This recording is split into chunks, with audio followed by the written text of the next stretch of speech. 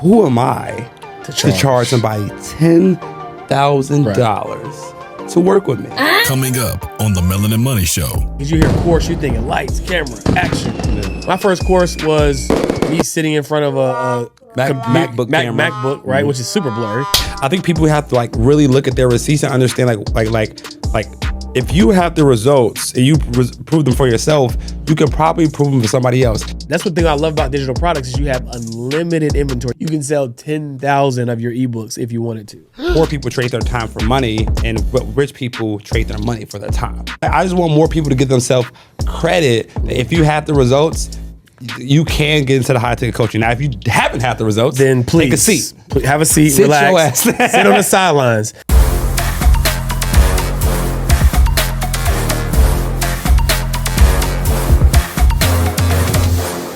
What's up, everybody? Welcome back to another episode of the Melanin Money Show. Yes, sir. Carter, how you feeling, bro? Besides being late. I mean, if I was any better, I'd have short shorts on like you, brother. You know what I'm saying? Since we talk about clothes, we're gonna have an intervention live on the podcast. So look, I want y'all to tell my brother that like if he buys a medium or a large, like the muscles don't go away. Right? Oh, shirts? They still gonna be there. You can buy. I'm a small, bro. No, you're not, bro. You're a grown ass man. No grown ass man is a small. I don't care how. Anyways, so y'all let him know in the comments that it's okay for him to buy at least a medium. We'll graduate him to the large, but at least a medium. See, this is a large, and look, the sleeves are still good. Everybody's happy. I like to be hugged with my clothes. You see, I'm single. I don't get hugged enough. I like to be hugged by my clothes, brother. That's how you gonna get out of that one. Okay, all right. Well, we are down in sunny. Well, it's not super sunny today, but sunny Orlando, Florida. Fresh off of ClickFunnels. We actually took the wristbands off this time. I know last time we left the Best Fest. We had Ashley had them joints. She had them fight for my life. Right. So we actually took them off, but yeah, we just left ClickFunnels. Yep. We were here last year. Yep. We were in the audience, and we said, "Man, okay, next year we should probably be on the stage." No, probably. It was next year. We definitely gonna be on that stage. You know what I'm saying? Yeah, and that happened, and so it was a really great experience. And so we thought about, well, obviously we're on the stage for a reason, right? Mm-hmm. We built a successful, profitable business, and so we wanted to share 3 business models that anybody could follow to do the same. But wait, we gotta let them know we didn't just get 1 award, but we didn't just get 2 either. So we got 3 of them. We got 3 of the things. 3 awards for making $1 million in a funnel. So we had 3 different $1 million funnels. That's $3 million in revenue through the ClickFunnels platform in the year, which is crazy because I think exposure is so important, and we talk about this all the time. But like, in any regular conversation with your neighborhood friends, right, making $1 million in a year is like, what are you talking about? Yeah, right. And ClickFunnels room is like, bro, like that's the floor. Like, you know what I'm saying? If you don't get that 2 Comma Club award, you shouldn't even be here. Right. And then now we're looking at, okay, well now I want the 2 Comma Club X, which means I got $10 million. You know what I'm saying? And again, I think that if we didn't see that, it would have been hard to aspire to that, right? Because now when I saw somebody with 10 million, I'm like, well, 3 million ain't shit. Like, I want the 10. Like, you know what I'm saying? But so it's just like exposure, and when you make, because it's all numbers, right? And it's all about making yourself believe what is possible. If the people around you make it seem average, you're going to think it's average too, and you're going to be able to achieve it. So, and then being around it just makes it more real, because like, oh, this is just a regular person. I can touch them. Like, they're just regular people. They're doing irregular things, right? So. We thought it'd be great, right, to share some business models that you can follow, so we can see you on the stage next year too. When we grabbing a 10. Yeah. I'm coming for that 10 next year. That's what I said, Carter, yesterday. I said, my uncle told me I couldn't make 100,000. I made 100,000 like 100 times. You know what I'm saying? So that's definitely gonna be the goal. So yeah, let's get into it. So there's several business models you can follow, right? There's different. There's a lot of business models you can follow, but the 3 we're gonna give you like the easy, relatively easy, super profitable ones. Right. Because you start a restaurant, but bro, inventory, that food, you don't food spoiling at the end of the day. Still out the front, still out the back. We don't want to do that. You don't want that, right? So these are 3 highly profitable business models. It just depends upon which one you want to do, right? So we'll start with I think is the lowest barrier to entry, which is, well, it is the lowest barrier to entry, but it's probably not the first one everybody should start. I'll say that. The low ticket, I know what you said, but you have to be able to. Yeah, exactly. Yeah. So it is the lowest barrier to entry, but it may not necessarily be the first one everybody should start, right? And this is a low ticket, high volume business model, right? And what this means is you're creating a course, an ebook, some type of digital product, masterclass, whatever, right? That allows you to sell at scale, right? And not to overcomplicate it, because you hear course, you're thinking lights, camera, action. Yeah. My first course was me sitting in front of a MacBook, right, which is super blurry, right, recording it. And then I don't think I used Gumroad. I did use something. I used Teachable, but you can use something like Gumroad and literally upload the file and start selling in 24 hours. Yeah. Right? So it's a super simple, yet super scalable, yet super profitable business model, right? Because at the end of the day, you have unlimited inventory. Yeah. That's one thing I love about digital products is you have unlimited inventory. You can sell as much as now you can. This is not a marketing podcast, but you can. There's ways where you can gamify it, create scarcity, like, oh, only X amount left at this price for sure. But in all honesty, right, it's a limited inventory. It's not like an e-commerce brand where you literally got 100 shirts left in the back, right? You can sell 10,000 of your ebooks if you wanted to. Yeah. Right? And I think what's so powerful about the low ticket model is that you don't have to be teaching something that requires a lot of expertise to be able to sell it. Right. Like I have a homegirl, I talk about this all the time. She has a book about 10 ways to train your cat. And bro, she's made $500,000 really a year off her low ticket ebooks about how to train. Because like if the product is $20, it don't have to be how to create an investment portfolio that'll get you a 4%. Like you don't have to do all that. Like your ebook can literally be my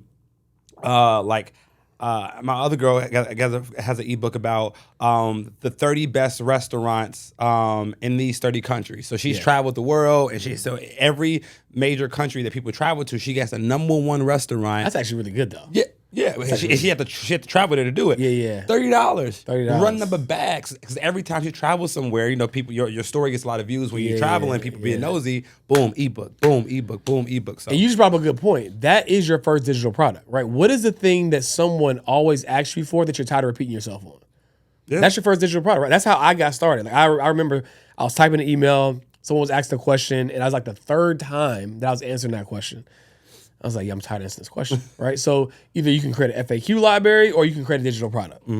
In doing so, you're literally making money to basically not having to repeat yourself, right? So think about that. What is that thing that people keep asking you about that you're always answering, and how can you package that up and create it in an ebook or course or whatever the case may be? Yeah, and what's dope about it as well is, like you said, what do you do? Like there's so many things that we do on the regular that we think are regular, right? But it's not. Facts. Right? Like me and we use Amex to book our travel, and a lot of people don't know if you book through the Amex Fine Dining in the resorts portal, you get automatically upgraded to the suite in the room. Yep. You can have a ebook about how I travel and automatically get upgraded in every hotel. Then you have the book about the Amex. Then you put the Amex referral link in the ebook. So now every time somebody goes and buys your ebook and applies for the Amex Platinum card, you get 5,000 points for every time somebody does that. Big facts. And it's like, even if you're not trying to make a super lot of money doing it, you can just like get somebody to pay for your favorite hobbies. Exactly. You know what I'm saying? 100%. And you get a tax write-off in the process because now you got a side hustle. Yeah, I mean, really, I can. I know we could. Okay. Yeah, I know. Do you want to? I was trying to. Do you want to go there? I mean, yeah. So because here's the example. So again, my homegirl who had the traveling thing, right? She was she worked full time at a lawyer. She was making $150,000 a year, and she was spending about $15,000 a year traveling because her job did give her like some rights to work from home. So she was traveling the world. She spent about $15,000 a year traveling. Right. So I'm like, sweetheart, why don't you just create an ebook about something? She's like, well, can I create an ebook about? I said, well, you travel all the time. Like, you always spend the money at these fine restaurants. Right. Make an ebook about the 30 best restaurants you've ever been to. She did that, and then she only made like extra $2,000 a month, which is actually a decent amount of money. Yeah, for digital product. Yeah, she made extra $2,000 a month selling her ebook. But that wasn't like the thing she was most happy about. Right. Now she's able to write off all $15,000 of those travel expenses, because now when she's traveling, it's now a business expense. That it's a business expense. Yeah, and then the content is the proof that she was there, because she's tagging the restaurant. Now she got restaurants paying her. But like, she made enough money to fund $2,000 a month, $24,000 a year. Yeah. She made enough money to fund her entire travels, right, and write off all the expenses related to her travels. And that $24,000 that she made extra is tax free because now she's writing off all the travel expenses. So not only is she making money, but she's saving on taxes. There's another gem in that, right? Make your expenses your profit centers. Yep. Right. So shout out to Marvin. Right. So to his point about, you know, her spending $15,000 a year on travel, right? It's like, okay, well, now how can I make this something that's actually making me money, right? So we have strategic partners that we work with that we were previously like kicking out all this money for estate planning or this, that, and the third. I'm like, how can we find a way to benefit from that, right? And so how can you find a way to take the things that you're spending money on currently and now make it a revenue driver for you, right? That's key. Now, what is one of the cons? This is a great business model. One of the, I won't say cons, but things you want to be aware of is that if you haven't currently put yourself in a position to have a decent sized audience. Now, I'm not saying that no, it's period. You can't have a low ticket product with a low ticket audience with a low audience. With a low audience, right? You can't have a low ticket product with a low audience. You just can't. It's because it's just a numbers game, right? It's already $10 or $15 and you got 10, 15 people following you. Like, how much you gonna make, right? That's just real right? Talk. So you got to understand the order of operations, right? Which we're going to get into the next one that we think should be everybody's first, especially if you have a low audience, right? So if you have a low audience size, you probably shouldn't start with low ticket, right? Just because it's going to be hard to reach people to sell it. So that brings us to our next business model, right? And that is a highly profit margin service-based business. There you go. Bang. Right? And that's where we started. That's where I started. Right? Yeah. And the reason why this is probably the first place where everybody should start, because it don't matter about your website, it don't matter about this, because you're delivering a service. People are coming to you to provide a service, and because you're trading your time for it, you can charge more for it. It's very low barrier to entry. You don't got to think about automations, and is the email automatically going to send them the ebook if they get it? Not to say that that's hard or something that you should be afraid of, but this is something that anybody can start with, right? Regardless of your audience size. Because instead of charging $25 for an ebook, you can charge $2,500, right, for your service. So this is something I think everybody should start. Anything you want to add on this? Yeah. So like in our previous example with the girl having the travel business, like you can help somebody book their trips, help somebody stay at the cheapest hotels, and you can charge a $1,000 consulting fee for sitting down with them, helping them book the cheapest travel, using websites like Scott's Cheap Flights or whatever. And now you have a $1,000 consulting agreement to book your travel and go travel to the best places for the cheapest amount of money. So whatever you're going to create a digital product about, you can just create a service for it. And I think the best thing about the service-based business is that, unfortunately, we live in a world where people associate time with money. So if the more time you're spending with them, the more they can rationalize paying the spend. So like if you my $1,000 offer comes with 2 hours of my time plus a deliverable, I can see paying you $1,000 for that. You know what I'm saying?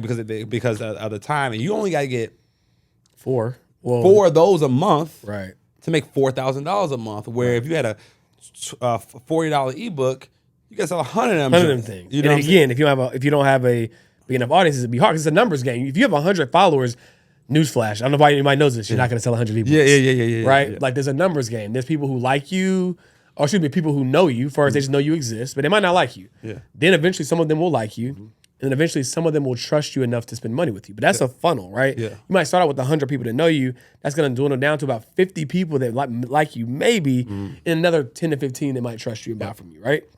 So that's why we say start here with the service-based business if you don't have an audience already, right? You have more margin, can charge more, and it's just an easier way to get to the bag. Yeah, and then with the service-based business that I love, it gives you experience. Yes. Right? Because the more you do the service offering, the more experience you get and you become better at it.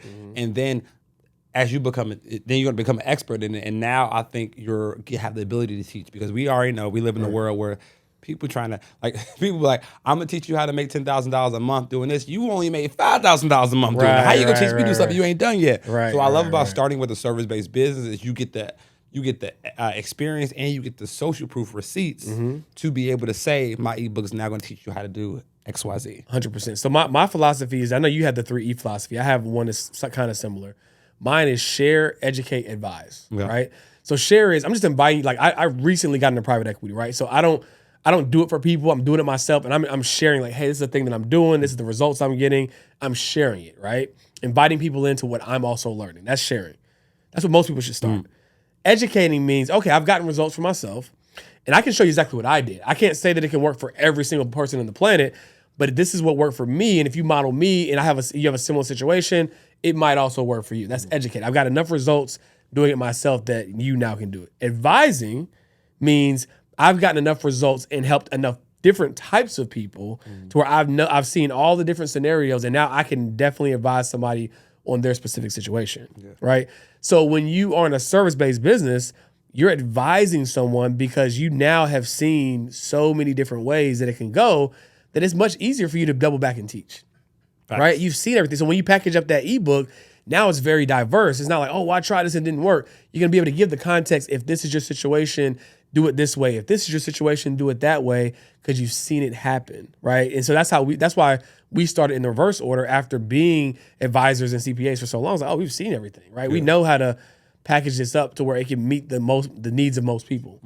Not to say that you can't educate first and then advise. It just seems more logical to get the hand-to-hand combat experience and then double back and create the curriculum that can cover all bases. Facts.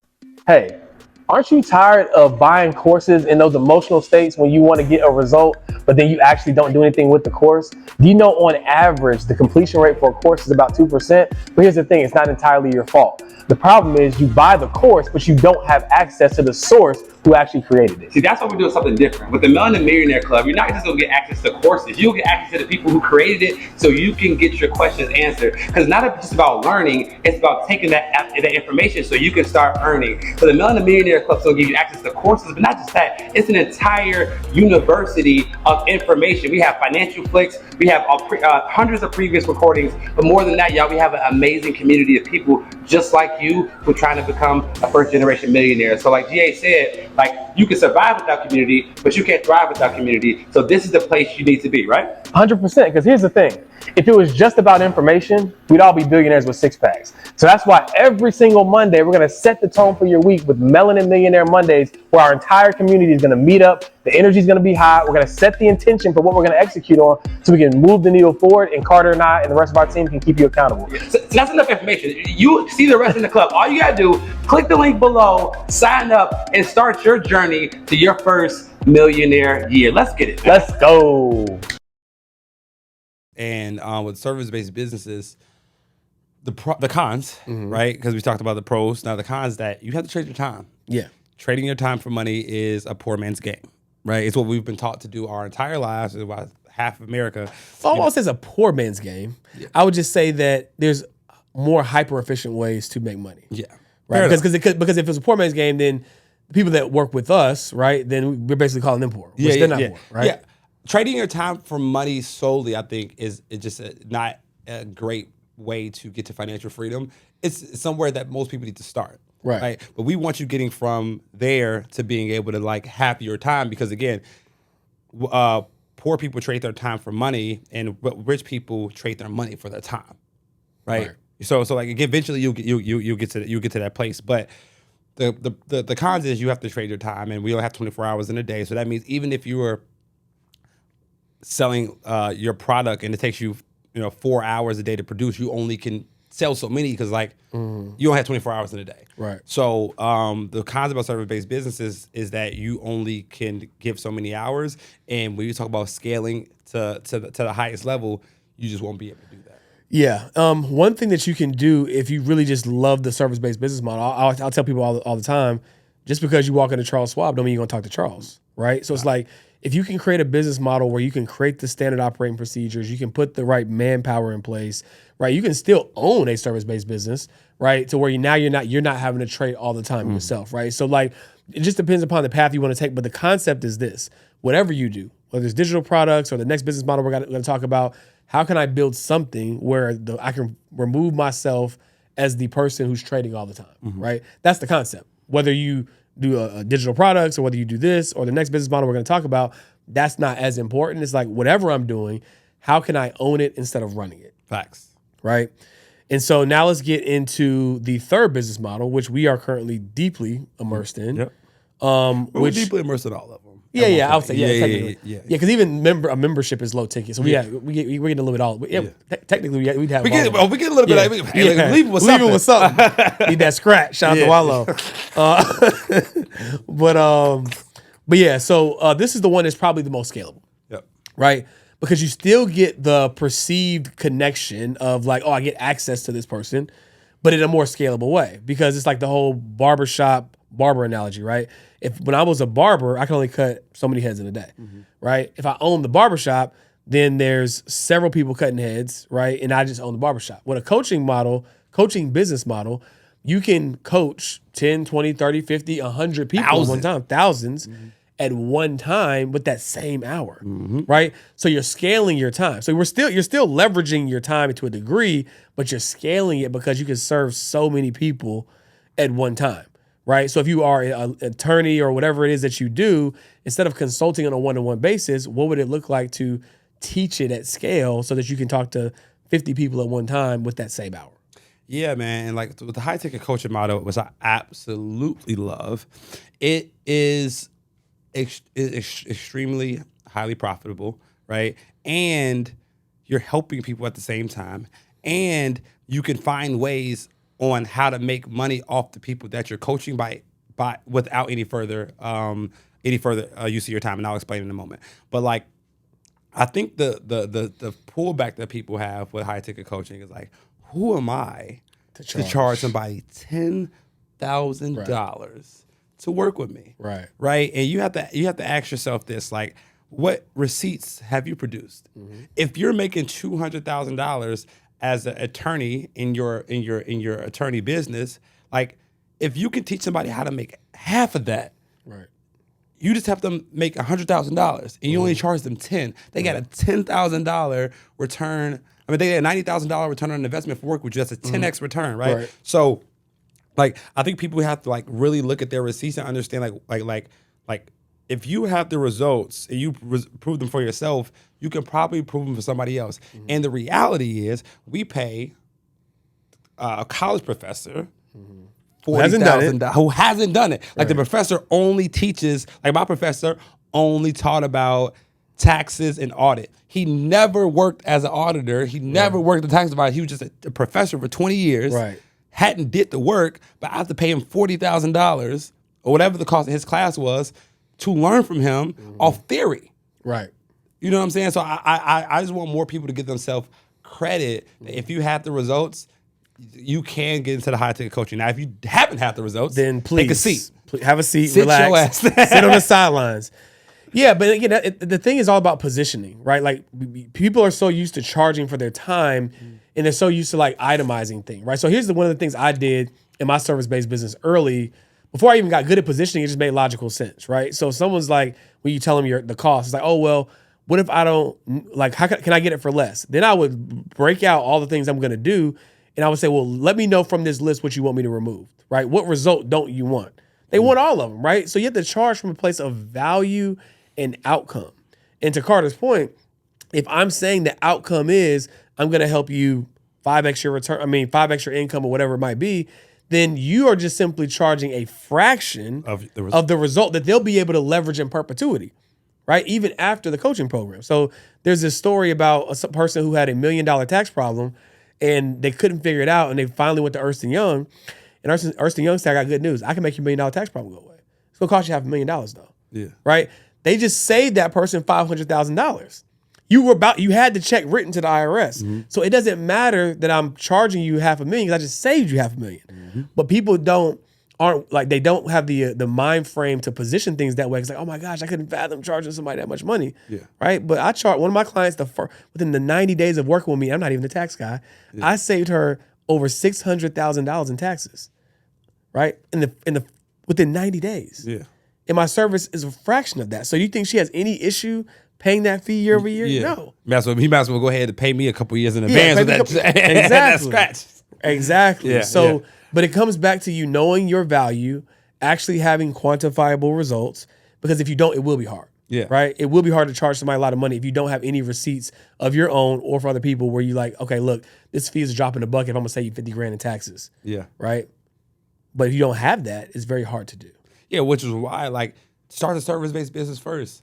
You know, get the results for yourself. Like if you don't have a testimony, you are the testimony. Right. I took myself from making no money in my service-based business to making $250,000 in my service-based business. I now teach other accountants how to scale from 0 to $250,000. Right. And then I might charge, you know, $10,000 for that. You get 25x return on your investment. And then when I go from 0 to, well, I go from $250,000 to $1 million, I now can say, I'm gonna teach you how to scale your accounting business to $1 million using a coaching program. Because like now I've done it. And the dope thing about experience, this is why like being an entrepreneur is so fucking dope. Because the more results you get, the more things you learn, you can just turn around and teach it to somebody else because you just did it. Right. Like we was at ClickFunnels, we were watching Russell Brunson show us how he's gonna make $100 million in a brand new business he's starting. Right? And like he's going through the business and showing us the way. And had an offer at the end of that session. I'm gonna teach you how to do this because I'm doing it right now. It's gonna cost this amount of money. I'm like, that's actually a good offer.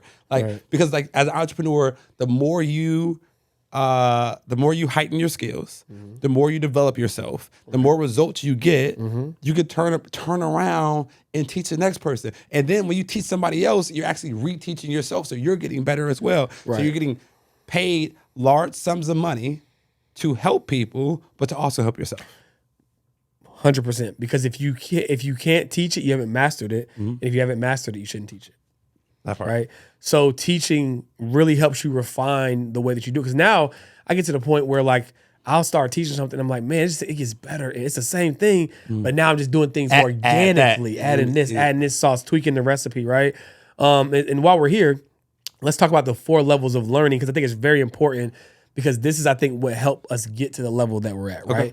So the first level of learning is unconscious incompetence, right? Meaning you don't know what you don't know. So when you go to ClickFunnels for the first time, you didn't know that this business model existed. You didn't know it was possible. You just didn't know, right? Like you didn't know what you didn't know.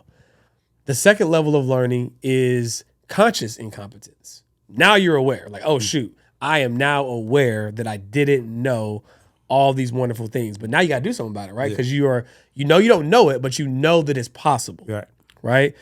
Then you have conscious competence, right? You know what you're doing, right? You know how it's done, right? It's on your radar, right? That's kind of like the level the base level that everybody needs to get to. But where I think we're at now in some of our skill sets is unconscious competence.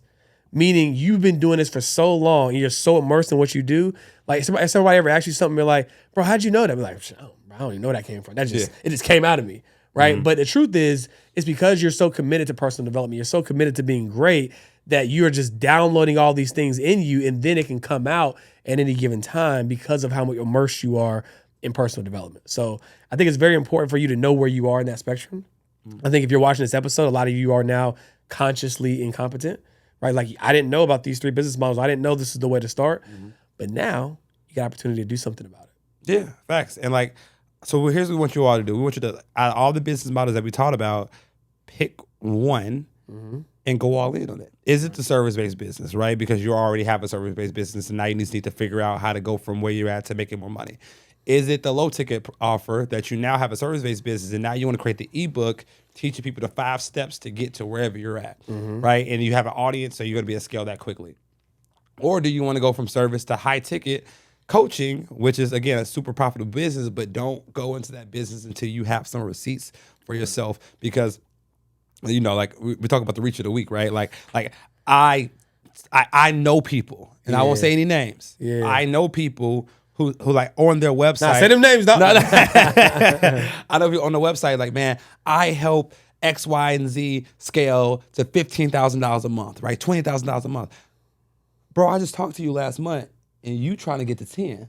Like, you know what I'm saying? Like how you like, you know what I'm saying? Like, who screenshots are you using, fam?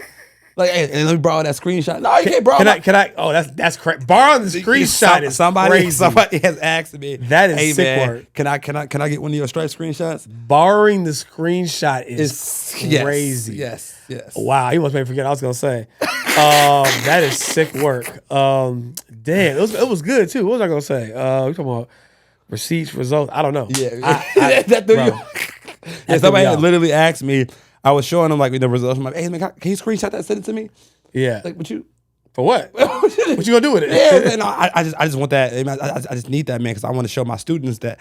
I'm like, bro, what you want to show your students? I'm like, bro, nah, send man. them to my website. I'm like, nah, bro, you ain't finna do that, because again, y'all, like, we want to be like extremely authentic, and we want to be like really, we want to have integrity in these businesses, huge. right? Because it is you set yourself up for failure, because if you can't do it for yourself, it's impossible to help somebody else get there. Right. People always talk about imposter syndrome, and like, because you're an imposter. You're an bro. imposter, right? Like you're the confidence. So people say, "Why are you so confident on stage when you speak?" Because I turn down everything that doesn't align with what I'm actually good at. Yeah. Right. And there's stuff that I can speak on. I've made probably like I never teach about e-commerce in terms of like selling merchandise, and I've done it better than most of the people that teach e-commerce. Yeah. You know what I'm saying? So it's like sometimes it's like you don't, just because you know something, you don't have to teach it if you don't plan to. I don't want to master e-commerce, right? I don't want to go an inch deep and a mile wide. Right. For what? You know what I'm saying? Matter of fact, for the people that want to do the service-based business, right? We actually, or coaching, we actually did an episode on how to charge your worth, right? Or like the different components. Let's play a game. I'm gonna guess what the episode number is. We both are, and whoever's closest, we gotta give. You gotta get the loser has to give. You always try to get some money out of me, y'all. Yeah, I swear. yeah. Well, I mean, I'm stop losing, and then I won't be taking it out of you, right? But the loser has to do something. What does the loser have to do? The loser has to, I don't know, give somebody like the best comment on. The loser has to give the best comment on this episode, $100.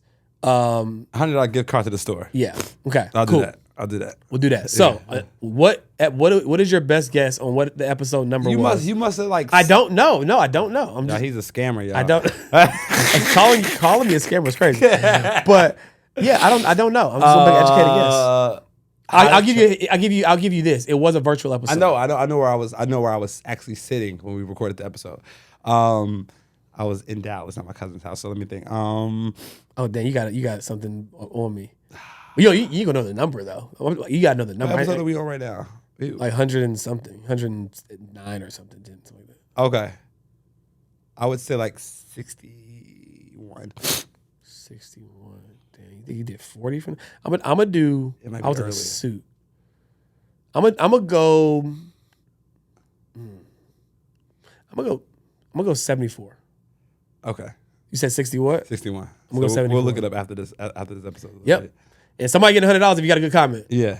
But yeah, so those are the 3 different business models. Pick one. Pick one. Pick one, man. Yeah, please. Pick one. Do one thing good first. Right, because that's what we did. We're doing all of them now, but we started with one. Started with the service. So this is what we tell them the order we did. Yeah. We started with the service. Yep. Ran up the service to multiple 6 figures. Right.